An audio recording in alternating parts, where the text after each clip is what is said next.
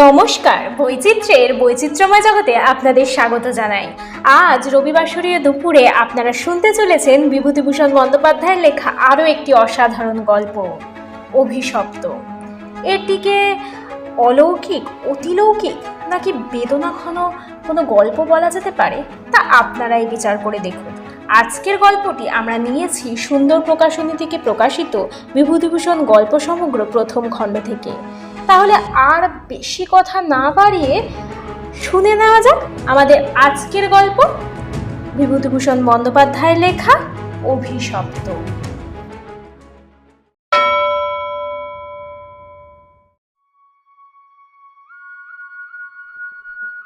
আমার জীবনে সেই একটা অদ্ভুত ব্যাপার সেবার ঘটেছিল।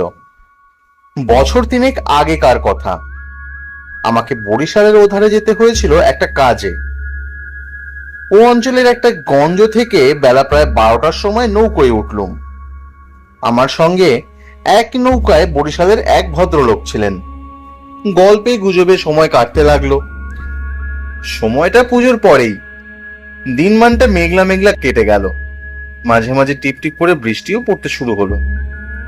সন্ধ্যের কিছু আগে কিন্তু আকাশটা অল্প পরিষ্কার হয়ে গেল।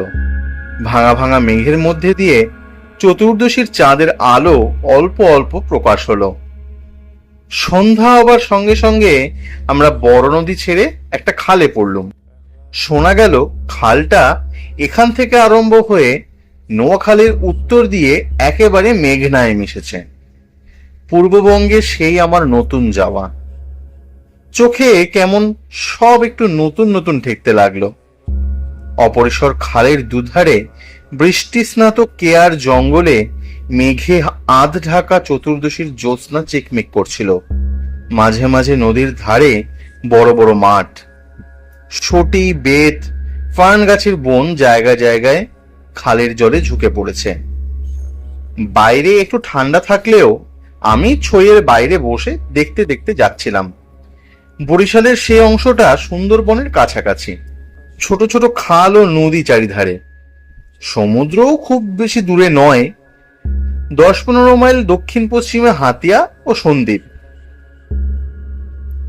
আরো একটু রাত হলো। খালের দুপাড়ের নির্জন জঙ্গল অস্ফুট জ্যোৎস্নায় কেমন যেন অদ্ভুত দেখাতে লাগলো। এ অংশে লোকের বসতি একেবারে নেই। শুধু ঘন বন আর জলের ধারে বড় বড় হোগলা গাছ। আমার সঙ্গী বললেন, এত রাত্রে আর বাইরে থাকবেন না, জঙ্গলের অবস্থা তো বুঝতেই পারছেন। আসুন, ছইয়ের মধ্যে আসুন। তারপর তিনি সুন্দরবনের নানা গল্প করতে লাগলেন। তার এক কাকা নাকি ফরেস্ট ডিপার্টমেন্টে কাজ করতেন। তারই লঞ্চে করে তিনি একবার সুন্দরবনের নানা অংশে বেরিয়েছিলেন। সেই সব গল্প। রাত প্রায় 12টার কাছাকাছি হলো। মাঝে আমাদের নৌকোয় ছিল মোটে একটি। সে বলে উঠল, বাবু, একটু পরেই বড় নদী পড়বে। এত রাতে সেখানে খেয়া জমাতে পারবো নি বাবু। বরং নৌকোটা এখানেই জমি রাখি, বেঁধে দিচ্ছি বাবু। নৌকো সেখানেই বাঁধা হলো। এদিকে বড় বড় গাছের আড়ালে চাঁদ অস্ত গেল। দেখলুম অপ্রশস্ত খালের দুধারেই অন্ধকারে ঢাকা বন জঙ্গল। চারিদিকে কোনো শব্দ নেই। পতঙ্গগুলো পর্যন্ত চুপ করেছে। সঙ্গীকে বললুম, মশাই, এই তো সরু খাল, পাড় থেকে বাঘ লাফিয়ে পড়বে না তো নৌকোর ওপর? সঙ্গী বললেন, না পড়লেই আশ্চর্য হব। শুনে অত্যন্ত পুলকে ছইয়ের মধ্যে ঘেঁষে বসলুম। খানিকটা বসে থাকবার পর সঙ্গী বললে, আসুন একটু শোয়া যাক। ঘুম তো হবে না, আর ঘুমানোটা ঠিকও না। আসুন একটু চোখ বুজে থাকা যাক। খানিকটা চুপ করে থাকবার পর সঙ্গীকে ডাকতে গিয়ে দেখি তিনি ঘুমিয়ে পড়েছেন। মাঝিও জেগে আছে বলে মনে হলো না। ভাবলুম, তবে আমি বা কেন মিথ্যে মিথ্যে চোখ চেয়ে চেয়ে থাকি। মহাজনদের পথ ধরবার উদ্যোগ করলুম। তারপর যা ঘটল সে আমার জীবনে এক অদ্ভুত অভিজ্ঞতা। শুতে যাচ্ছি, হঠাৎ আমার কানে গেল অন্ধকার বন ঝোপের ওপাশে অনেক দূরে গভীর জঙ্গলের মধ্যে কে যেন কোথায় গ্রামোফোন বাজাচ্ছে। তাড়াতাড়ি উঠে বসলুম। গ্রামোফোন? এ বনে এত রাত্রে গ্রামোফোন বাজাবে কে? কান পেতে শুনলুম, গ্রামোফোন না, অন্ধকার হিজল হিমতাল গাছগুলো যেখানে খুব ঘন হয়ে আছে সেখান থেকে কারা যেন উচ্চ কণ্ঠে আর তো করুণ সুরে কি বলছে। খানিকটা শুনে মনে হলো সেটা একাধিক লোকের সমাবেত কণ্ঠস্বর। প্রতিবেশীর তেতালার ছাদে গ্রামোফোন বাজলে যেমন খানিকটা স্পষ্ট খানিকটা অস্পষ্ট, অথচ বেশ একটা একটানা সুরের ঢেউ এসে কানে পৌঁছয়, এও অনেকটা সেই ভাবের। মনে হলো যেন কতগুলো অস্পষ্ট বাংলা ভাষার শব্দ কানে গেল, কিন্তু ধরতে পারা গেল না কথাগুলো কি। শব্দটা মাত্র মিনিট খানেক স্থায়ী হলো, তারপরই অন্ধকার বনভূমি যেমন নিস্তব্ধ ছিল আবার তেমনই নিস্তব্ধ হয়ে গেল। তাড়াতাড়ি ছইয়ের বাইরে এলুম। চারিপাশে অন্ধকার ঝিঙের বিচির মতন কালো, বনভূমি নীরব। শুধু নৌকোর তলায় ফাটার জল কলকল করে বাঁধছে, আর শেষ রাত্রের বাতাসে জলের ধারে কেয়া ঝোপে এক প্রকার অস্পষ্ট শব্দ হচ্ছে। পার থেকে দূরে হিজল গাছের কালো গুড়িগুলো অন্ধকারে এক অদ্ভুত চেহারা হয়েছে।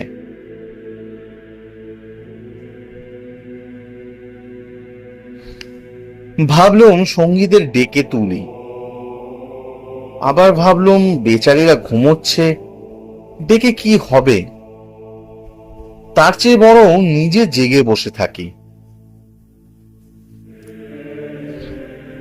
দাঁড়িয়ে দাঁড়িয়ে একটা সিগারেট ধরালুম, তারপর আবার ছয়ের মধ্যে ঢুকতে যাব।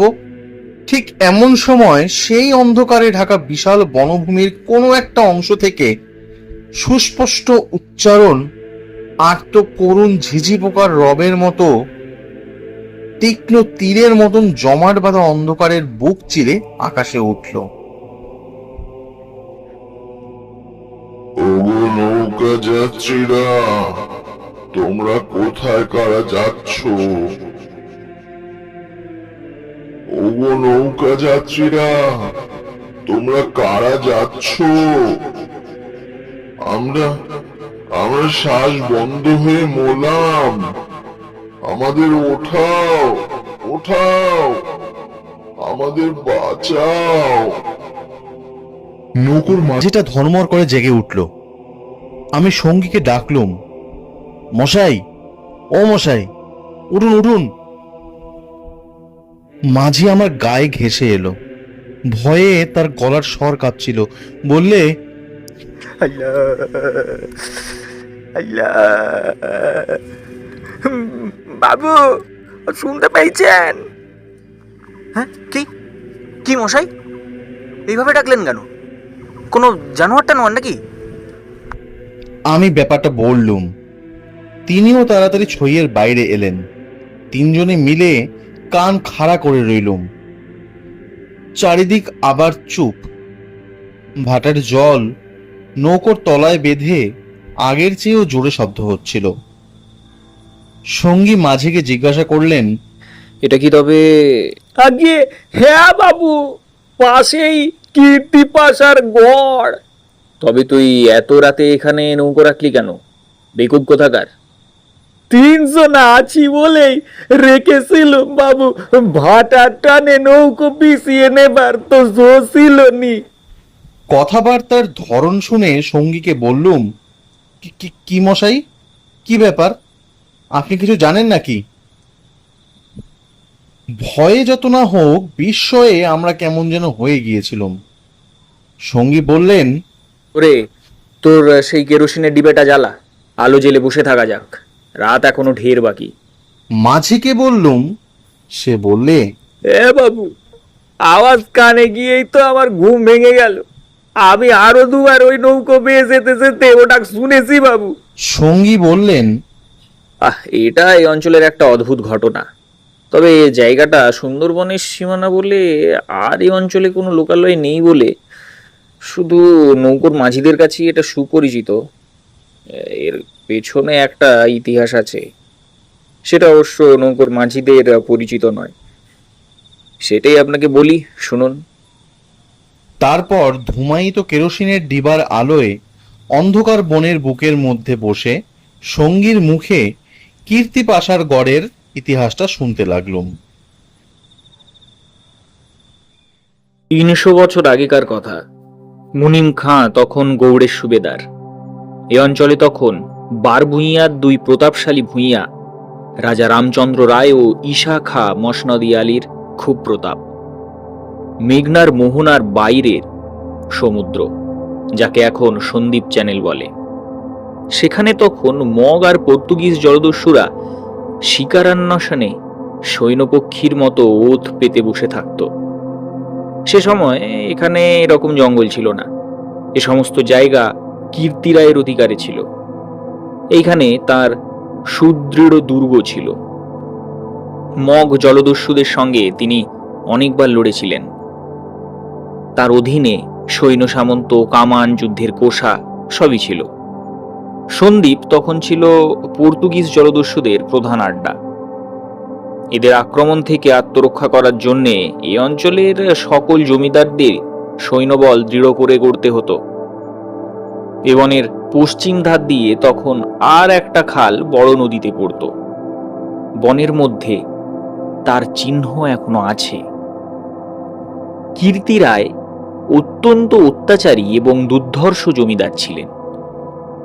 তার রাজ্যে এমন সুন্দর মেয়ে কমই ছিল যে তার অন্তঃপুরে একবারও না ঢুকেছে। তাছাড়া তিনি নিজেও এক প্রকার জলদস্যু ছিলেন। তার নিজের অনেকগুলো বড় ছিপ ছিল।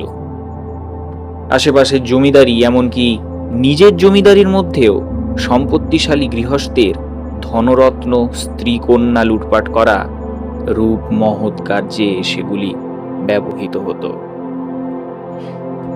কীর্তি রায়ের পাশের জমিদারি ছিল কীর্তি রায়ের এক বন্ধুর।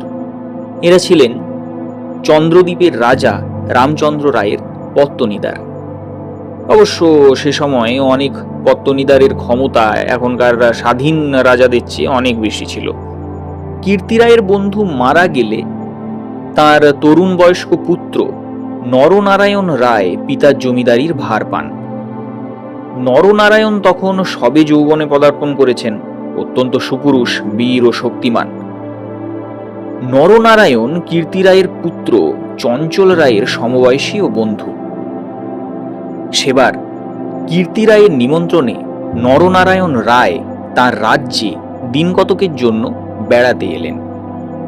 চঞ্চল রায়ের তরুণী পত্নী লক্ষ্মী দেবী স্বামীর বন্ধু নরনারায়ণকে দেবরের মতো স্নেহের চোখে দেখতে লাগলেন। 2-1 দিনের মধ্যেই কিন্তু সে স্নেহের চোটে নরনারায়ণকে বিব্রত হয়ে উঠতে হলো। নরনারায়ণ রায় তরুণ বয়স্ক হলেও একটু গম্ভীর প্রকৃতি।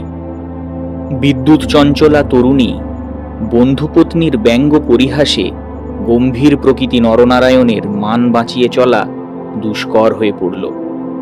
স্নান করে উঠেছেন, মাথার তাজ খুঁজে পাওয়া যায় না।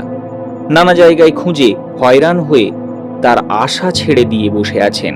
হঠাৎ কখন নিজের বালিশ তুলতে গিয়ে দেখেন তার নিচেই তাজ চাপা আছে, যদিও এর আগেও তিনি বালিশের নিচে খুঁজেছেন।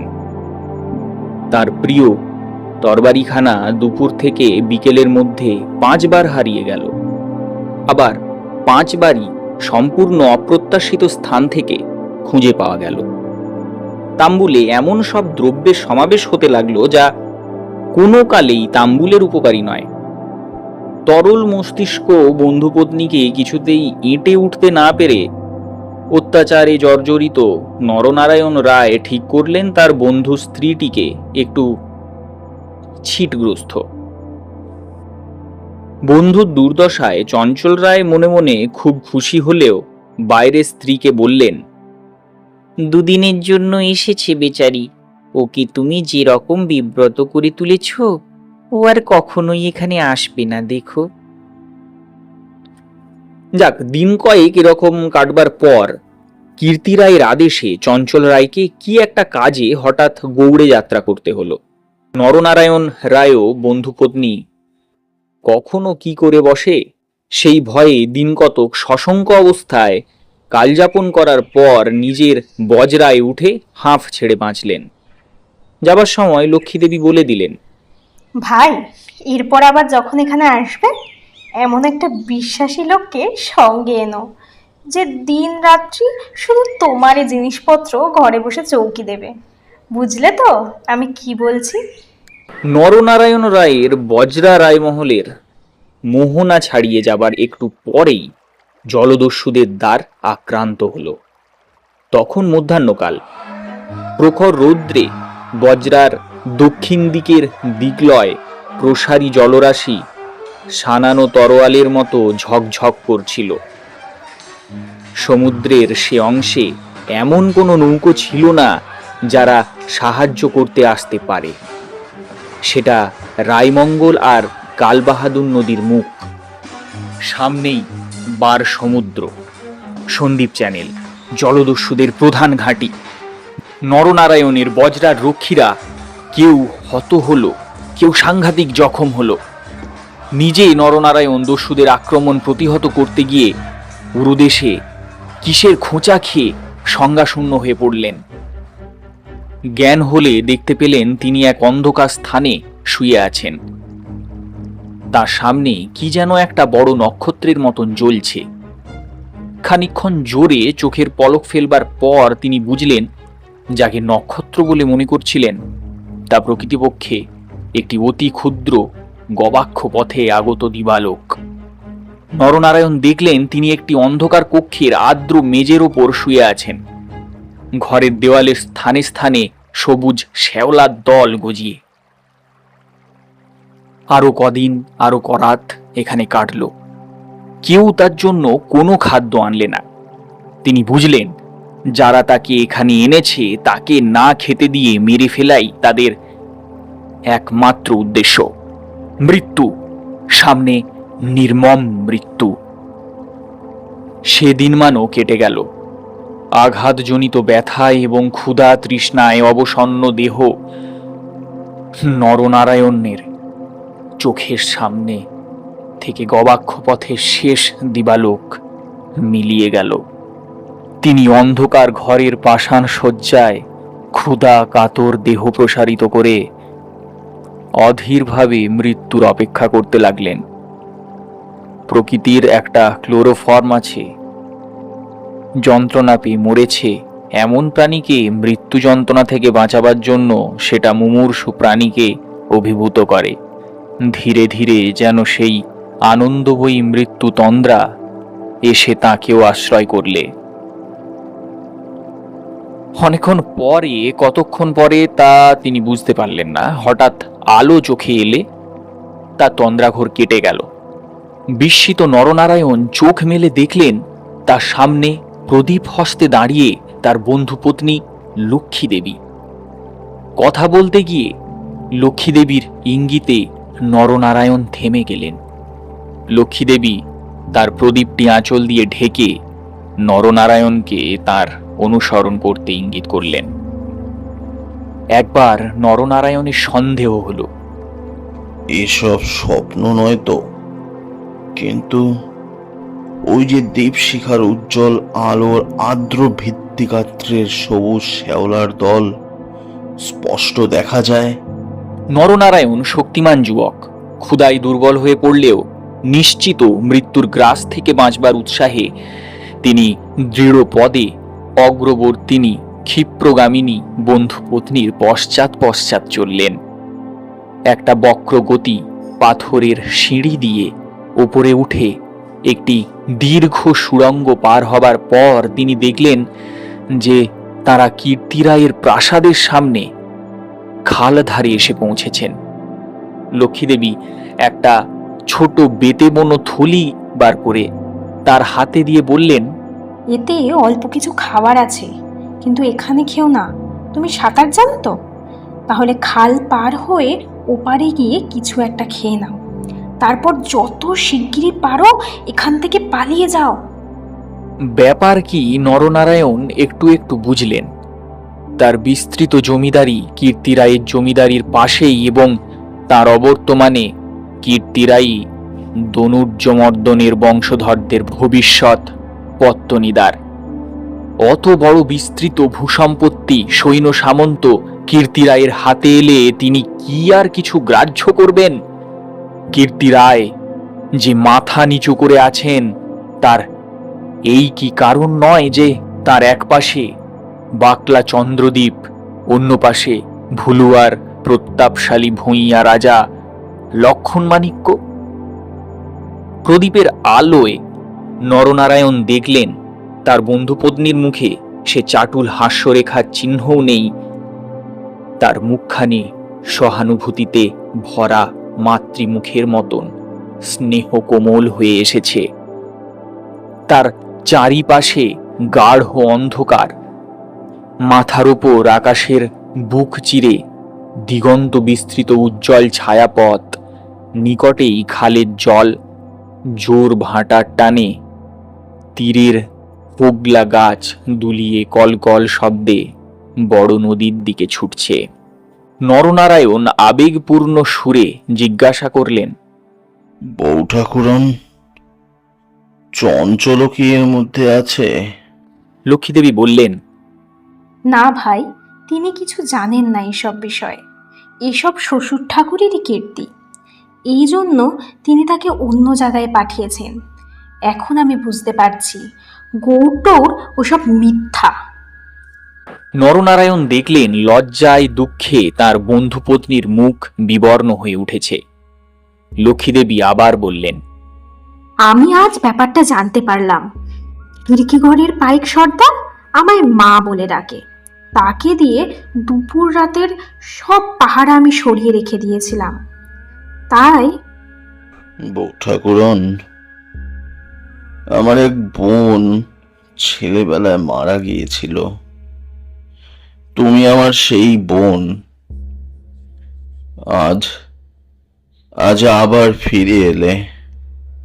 লক্ষ্মীদেবীর পদ্মের মতো মুখখানি চোখের জলে ভেসে গেল। একটু ইতস্তত করে বললেন, বলছি মানে ভাই, বলতে ঠিক সাহস পাইনি, তবু একটা কথা বলছি। বোন বলে যদি রাখো। নরনারায়ণ জিজ্ঞাসা করলেন, কি কথা বউ ঠাকুরন? লক্ষ্মীদেবী বললেন, ভাই, তুমি আমাকে কথা দিয়ে যাও এবেলা যে শ্বশুর ঠাকুরের কোনো অনিষ্ট চিন্তা তুমি করবে না। নরনারায়ণ রায় একটুখানি কি ভাবলেন, তারপর বললেন, তুমি আমার প্রাণ দিলে বউ ঠাকুরন। তোমার কাছে বলে যাচ্ছি, তুমি বেঁচে থাকতে আমি তোমার শ্বশুরের কোনো অনিষ্ট চিন্তা করব না। বিদায় নিতে গিয়ে নরনারায়ণ একবার জিজ্ঞাসা করলেন, বউ ঠাকুরন, তুমি ফিরে যেতে পারবে তো? আমি ঠিক চলে যাব, তুমি চিন্তা করো না। তুমি কিন্তু যত দূর পারবে সাঁতরে গিয়ে তারপর ডাঙায় উঠবে, আর সেখান থেকে যত তাড়াতাড়ি সম্ভব চলে যেও। নরনারায়ণ রায় সেই ঘন কৃষ্ণ অন্ধকারের মধ্যে নিঃশব্দে খালের জলে পড়ে মিলিয়ে গেলেন। লক্ষ্মীদেবীর প্রদীপটা অনেকক্ষণ বাতাসে নিভে গিয়েছিল। তিনি অন্ধকারের মধ্যে দিয়ে শ্বশুরের গড়ের দিকে ফিরলেন। একটু দূরে তিনি দেখতে পেলেন পাশের ছোট খালটায় দুখানা ছিপ মশালের আলোয় সজ্জিত হচ্ছে। ভয়ে তার বুকের রক্ত জমে গেল। সর্বনাশ! এরা কি তাহলে সব জানতে পেরে গেছে? দ্রুত পদে অগ্রসর হয়ে গুপ্ত সুড়ঙ্গের মুখে এসে তিনি দেখলেন সুড়ঙ্গের পথ খোলাই আছে। তিনি তাড়াতাড়ি সুড়ঙ্গের মধ্যে ঢুকে পড়লেন। কীর্তি রায় বুঝতেন নিজের হাতের আঙুলও যদি বিষাক্ত হয়ে ওঠে তো তাকে কেটে ফেলাই সমস্ত শরীরের পক্ষে মঙ্গল। পরদিন আবার দিনের আলো ফুটে উঠল, কিন্তু লক্ষ্মী দেবীকে আর কোনোদিন কেউ দেখেনি। রাতের হিংস্র অন্ধকার তাকে গ্রাস করে ফেলেছিল। নারায়ণ রায় নিজের রাজধানীতে বসে সব শুনলেন। গুপ্ত সুড়ঙ্গের দুধারের মুখ বন্ধ করে কীর্তি রায় তার পুত্রবধূর শ্বাসরোধ করে তাকে হত্যা করেছিলেন। শুনে তিনি চুপ করে রইলেন। এর কিছুদিন পরে তার কানে এলো লক্ষণ রায়ের মেয়ের সঙ্গে শীঘ্র চঞ্চলের বিয়ে।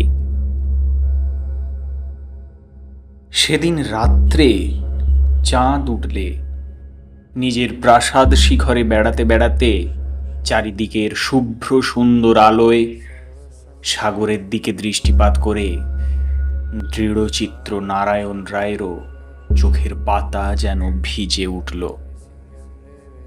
তার মনে হলো তার অভাগিনী বৌঠাকুরুনির হৃদয় নিঃসারিত নিষ্পাপ অকলঙ্ক পবিত্র স্নেহের ঢেউয়ে সারা জগৎ ভেসে যাচ্ছে। মনে হলো তারই অন্তরে শ্যামলতায় জ্যোৎস্নাধৌত বনভূমির অঙ্গে অঙ্গে শ্যামল সুন্দর শ্রী নীরব আকাশের তলে তারই চোখের দুষ্টু হাসিটি তারায় তারায় নবমল্লিকার মতন ফুটে উঠেছে। নরনারায়ণের পূর্বপুরুষেরা ছিলেন দুর্ধর্ষ ভূম্যাধিকারী দস্যু। হঠাৎ পূর্বপুরুষের সেই বর্বর রক্ত নরনারায়ণের ধমনীতে নেচে উঠল। তিনি মনে মনে বললেন, আমার অপমান আমি একরকম ভুলেছিলাম বউ ঠাকুরুন, কিন্তু তোমার অপমান আমি সহ্য করব না কখনো। কিছুদিন কেটে গেল। তারপর একদিন এক শীতের ভোর রাত্রির কুয়াশা কেটে যাওয়ার সঙ্গে সঙ্গে দেখা গেল কীর্তি রায়ের গড়ের খালের মুখ ছিপে সুরূপে জাহাজে ভরে গিয়েছে। তোপের আওয়াজে কীর্তি রায়ের প্রাসাদ দুর্গের ভিত্তি ঘন ঘন কেঁপে উঠতে লাগলো। কীর্তি রায় শুনলেন আক্রমণকারী নরনারায়ণ রায়, সঙ্গে দুরন্ত পর্তুগিজ জলদস্যু সেবাস্টিও গঞ্জালেস। উভয়ের সম্মিলিত বহরে 40খানা কোষা খালের মুখে চড়াও হয়েছে। পুরা বহরের বাকি অংশ বাহির নদীতে দাঁড়িয়ে। এ আক্রমণের জন্য কীর্তি রায় পূর্ব থেকে প্রস্তুত ছিলেন। কেবল প্রস্তুত ছিলেন না, নরনারায়ণের সঙ্গে গঞ্জালেসের যোগদানের জন্য। রাজা রামচন্দ্র রায় এবং রাজা লক্ষণ মাণিক্যের সঙ্গে গঞ্জালেস কয়েক বৎসর ধরে শত্রুতা চলে আসছে। এ অবস্থায় গঞ্জালেস যে তাদের পত্তনিদার নরনারায়ণ রায়ের সঙ্গে যোগ দেবে, এ কীর্তি রায়ের কাছে সম্পূর্ণ অপ্রত্যাশিত ঘটনা। তাহলেও কীর্তি রায়ের গড় থেকেও তোপ চলল। গঞ্জালেস সুদক্ষ নৌবীর, তার পরিচালনে 10খানা সুলুপ চড়া ঘুরে গড়ের পাশের ছোট খালে ঢুকতে গিয়ে কীর্তি রায়ের নওরার এক অংশ দ্বারা বাধাপ্রাপ্ত হল। গড়ের কামান সেদিকে এত প্রখর যে খালের মুখে দাঁড়িয়ে থাকলে বহর মারা পড়ে। গঞ্জালেস 2খানা কামানবাহী সুলুপ ছোট খালের মুখে রেখে বাকিগুলো সেখান থেকে ঘুরিয়ে এনে চড়ার পেছনে দাঁড় করালে গঞ্জালেসের অধীনস্থ অন্যতম জলদস্যু মাইকেল রোজারিও ডি ভেগা এই ছোট বহর খালের মধ্যে ঢুকিয়ে গড়ের পশ্চিম দিক আক্রমণ করবার জন্য আদিষ্ট হল। অতর্কিত আক্রমণে কীর্তি রায়ের নওয়ারা শত্রু বহর কর্তৃক ছিপিয়াটা বোতলের মতো আটকে পড়ল খালের মধ্যে। বার নদীতে গিয়ে যুদ্ধ দেবার ক্ষমতা আদেও তাদের রইল না। তবু তাদের বিক্রমে রোজারিও অনেকখানি পর্যন্ত কিছু করে উঠতে পারলেন না। কীর্তিরায়ের নৌবহর দুর্বল ছিল না। কীর্তিরায়ের গড় থেকে পর্তুগিজ জলদস্যুদের আড্ডা সন্দ্বীপ খুব দূরে নয়। কীর্তিরায়ের নৌবহর সুদৃঢ় করে গড়তে হয়েছিল। বৈকালের দিকে রোজারিওর কামানের মুখে গড়ের পশ্চিম দিকটা একেবারে হুমড়ি খেয়ে পড়ে গেল। নরনারায়ণ রায় দেখলেন প্রায় 30 খানা কোষা জখম হয়ে খালের মুখে পড়ে। কীর্তিরায়ের গড়ের কামানগুলো সব চুপ। নদীর দুপাড়ে ঘিরে সন্ধ্যা নেমে আসছে। ঊর্ধ্বে নিস্তব্ধ নীল আকাশে কেবলমাত্র এক ঝাঁক শকুনি কীর্তিরায়ের গড়ের ওপর চক্রাকারে ঘুরছে। হঠাৎ বিজয়োন্মত্ত নরনারায়ণ রায়ের সম্মুখে বন্ধুপত্নীর বিদায়ের রাত্রের সন্ধ্যার পদ্মের মতো বিষাদ ভরা ম্লান মুখখানা ভেসে উঠল। কাতর মিনতিপূর্ণ সেই চোখ দুটি মনে পড়ল তার। তীব্র অনুশোচনায় তার মন তখনই ভরে উঠল। তিনি করেছেন কি? নরনারায়ণ রায় হুকুম জারি করলেন, কীর্তি রায়ের পরিবারের একটা প্রাণেরও যেন প্রাণহানি না হয়। একটু পরেই সংবাদ এলো গড়ের মধ্যে কেউ নেই। নরনারায়ণ রায় বিস্মিত হলেন। তিনি তখনই নিজে গড়ের মধ্যে ঢুকলেন। তিনি এবং গঞ্জালেস গড়ের সমস্ত অংশ তন্ন তন্ন করে খুঁজলেন। দেখলেন সত্যি কেউ নেই। পর্তুগিজ বহরের লোকেরা গড়ের মধ্যে লুটপাট করতে গিয়ে দেখলেও মূল্যবান দ্রব্যাদি বড় কিছু নেই। পরদিন দ্বীপ্রহর পর্যন্ত লুটপাট চলল। কীর্তি রায়ের পরিবারের এক প্রাণীরও সন্ধান পাওয়া গেল না। অপরাহ্নে কেবলমাত্র দুখানা সুলুপ খালের মুখে পাহারা রেখে নরনারায়ণ রায় ফিরে চলে গেলেন। এই ঘটনার দিন কয়েক পরে পর্তুগিজ জলদস্যুর দল লুটপাট করে চলে গেল। কীর্তি রায়ের এক কর্মচারী গড়ের মধ্যে প্রবেশ করে। আক্রমণের দিন সকালেই এ লোকটি গড় থেকে আরও অনেকের সঙ্গে পালিয়েছিল।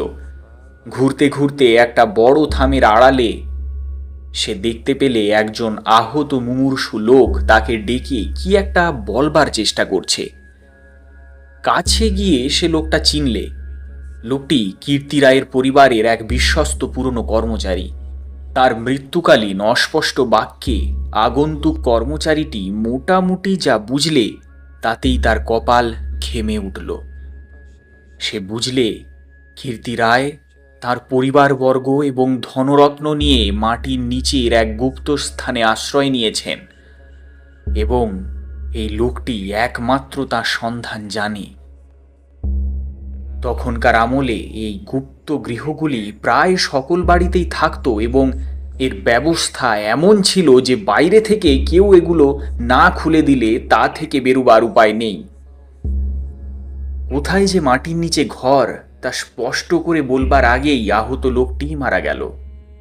বহু অনুসন্ধানেও গড়ের কোনো অংশে সে গুপ্ত গৃহ ছিল তা কেউ সন্ধান করতে পারল না।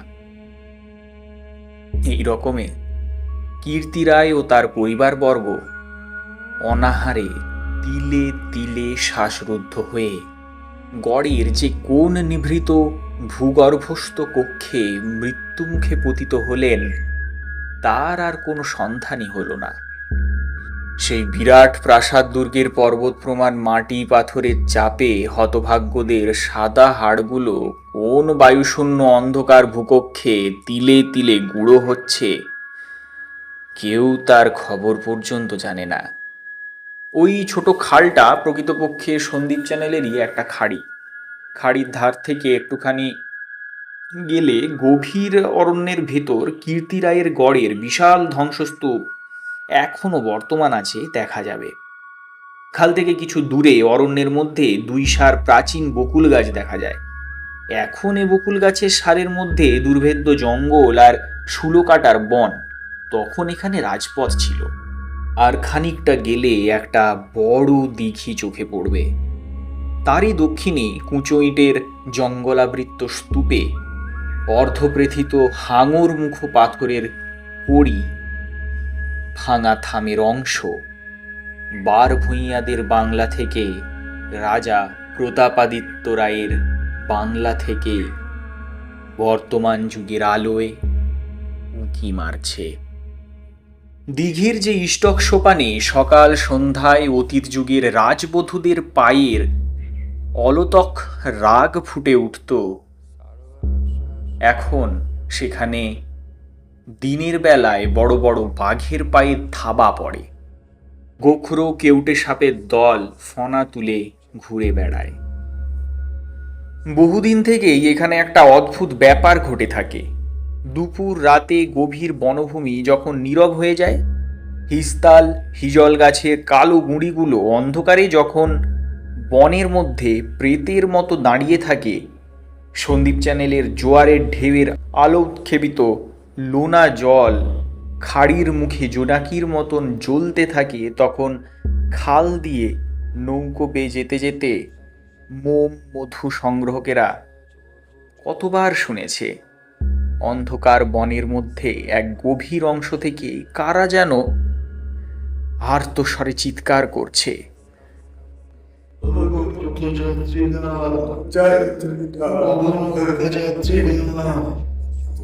আমরা যেখানে শ্বাসরুদ্ধ হয়ে মারা গেলাম, দয়া করে আমাদের আমাদের ভয়ে বেশি রাত্রে এ পথে কেউ নৌকো বাইতে চায় না।